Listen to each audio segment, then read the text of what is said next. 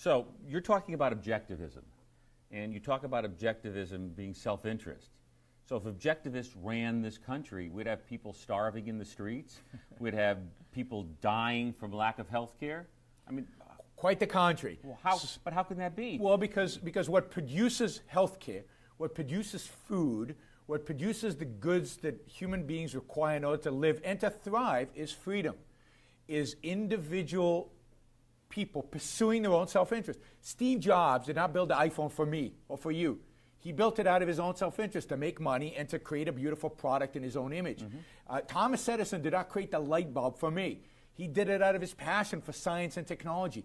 So what an objectivist political system would do, what objectivist leaders would do, is leave the markets alone to create the wealth, the products, the prosperity, the medical health care that all of us could then consume. And we could consume it, why? Because we were producing stuff. Right? Because we were free to produce, and we can only consume after we produce. So you need a system that leaves people free to produce, and that's what capitalism provides, and that's what objectivism upholds.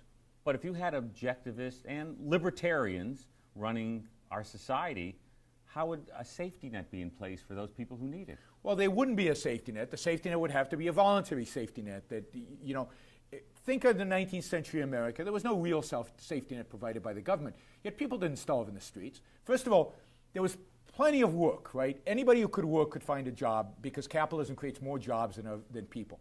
So most people, 99.9% of people work, and they make a living. Now what happens to that tiny fraction of a percent who can't survive?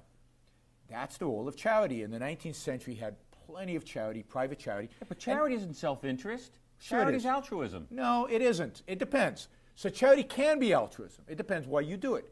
If you do it out of a sense of duty because you want to be selfless, then it's altruism and it's bad. But if you do it out of a sense of benevolence towards your fellow man, out of a sense that other people are of value to you, you don't want to see suffering, you don't want to see babies hurting, you don't want to see people in the streets who are homeless, then it can be out of a sense of self-interest. So it depends what motivates it, but it certainly could be a self-interested motivation. And look, in addition to that, in the 19th century, they had something called mutual aid associations, which basically were insurance companies that provided unemployment insurance, poverty insurance. And there was a whole industry around these things. And of course, how did they get priced out? How did they get eliminated? When government comes in and drives out, you know, it can provide it much easier because it just steals some people's money and gives it to others. That's a more efficient way of allocating welfare, right, rather than actually asking people to buy insurance policies when they've got a job, so when they don't have a job, they get compensated.